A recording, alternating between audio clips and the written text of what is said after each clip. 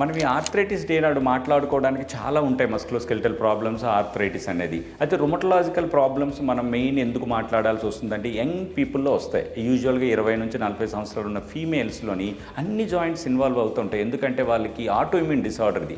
వాళ్ళ బాడీలో ఉన్న కణాలే వాళ్ళకు కావని ఈ జాయింట్స్ అన్ని అటాక్ చేయటం వల్ల జాయింట్ స్వెల్లింగ్స్ రావడము, ఎర్లీ మార్నింగ్ అసలు లేవలేకపోవటము, క్రిపుల్డ్ అవుతారు, హౌస్ బౌండ్ అయిపోతూ ఉంటారు. ఇటువంటి రుమటలాజికల్ ప్రాబ్లమ్స్ యంగ్ పీపుల్లో రావటం వల్ల వాళ్ళకి ఎగ్జాక్ట్గా ఉన్న సిమ్టమ్స్ని బట్టి మనం ఎర్లీగా డయాగ్నోజ్ చేయాలి. ఒక డాక్టర్ని సంప్రదించితే వాళ్ళు ఒక డయాగ్నోజ్ చేసి ఎక్స్ట్రాడినరీ డ్రగ్స్, ఇప్పుడు రుమటలాజికల్ డ్రగ్స్ అవైలబుల్గా ఉన్నాయి కనుక వాటితోని మనం చాలా డిసీజ్ని ప్రొలాంగ్ చేయొచ్చు. ఎందుకంటే ఆటోఇమ్యూన్ డిసార్డర్స్ని పూర్తిగా బాడీ నుంచి తొలగించలేము, కానీ ఎక్కువ కాలము వాళ్ళకి డ్యామేజ్, ఆ జాయింట్ డ్యామేజ్ అవ్వకుండా మనం డిసీజ్ మాడిఫైయింగ్ డ్రగ్తో ఎర్లీగా ఐడెంటిఫై చేసి చేయటం అనేది చేయాల్సి ఉంటుంది.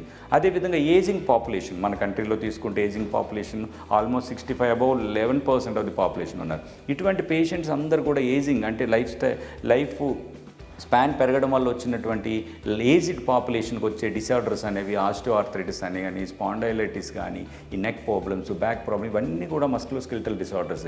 ఇవన్నిటి గురించి కూడా ఎర్లీ అవగాహన కలిగితే, వాళ్ళు నార్మల్సీకి రాగలిగితే ట్రీట్మెంట్ వల్ల కానీ, ఒక లైఫ్ స్టైల్ మోడిఫికేషన్స్ వల్ల కానీ వాళ్ళకి నార్మల్గా తేగలిగితే కనుక వాళ్ళు మళ్ళీ కాంట్రిబ్యూషన్ టు ద కంట్రీ కానీ, టు దేర్ ఫ్యామిలీ కానీ చేయగలుగుతారు.